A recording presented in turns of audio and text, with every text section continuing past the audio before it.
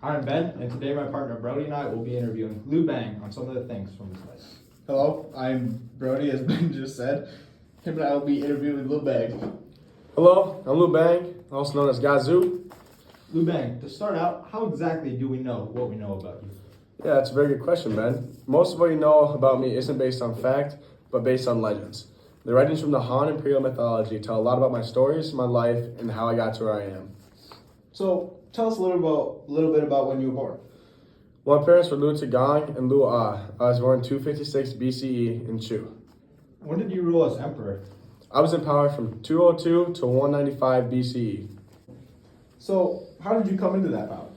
Well, I started off as a law enforcement officer in P County. Soon after Qin Shi Huang, the first emperor in Chinese history, passed away, there was a lot of political chaos. During that time, I became a rebel leader against the Qin. Shang Yu and I were allies to begin with, but we both had the same goal to conquer all of China. This led to us fighting and becoming rivals. I then outmaneuvered rival leader Xiao Yu in order to invade the Qin heartland and force the surrender of Qin ruler Xin. I was then pronounced the King of Han. Well, speaking of that, what were some of your greatest accomplishments? I'd have to say I have probably three major accomplishments that I like to boast about.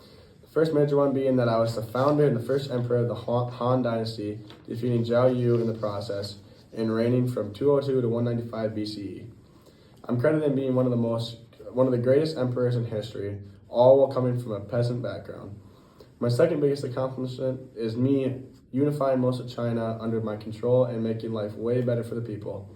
I reduced taxes and unpaid labor, promoted Confucianism, suppressed revolts by the lords of non-Lu vassal states, among many other actions. On top of that, I also created the policy of the Higan, which arranged marriages between nobles, which maintained the peace in Han. My personal favorite accomplishment is me helping to overthrow the Qin dynasty.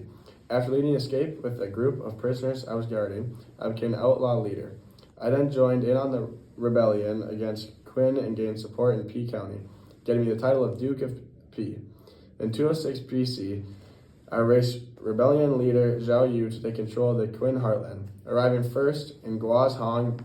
By abolishing the rigid law of Qin and restoring order, I gained the respect of the people, eventually leading to the fall of the Qin dynasty and paving the way for the rise of the Han dynasty. Contrary to that, what were some of the hardest things that you faced? Well, I had many challenges, but one of my challenges was coming from a peasant upbringing. Being born into a peasant family, I lived in poverty and had to rely on my brother's family for food. Because I was a peasant, I had to work to get to where I got. It made it harder for me to gain support against competitors that were born richer. I had a large rivalry against Shang Yu, who was a powerful warlord, he also wanted to take over China after the fall of the Qin. The Shu-Han contention that lasted from 206 to 202 BCE was a long, grueling battle that tested my leadership, strategy, and alliances. I had a lot of trouble balancing power within my court, due to tensions among other factions and allies, powerful generals, and even my wife. My trusted generals Han Jing and Peng Yu rose in power, threatening my authority.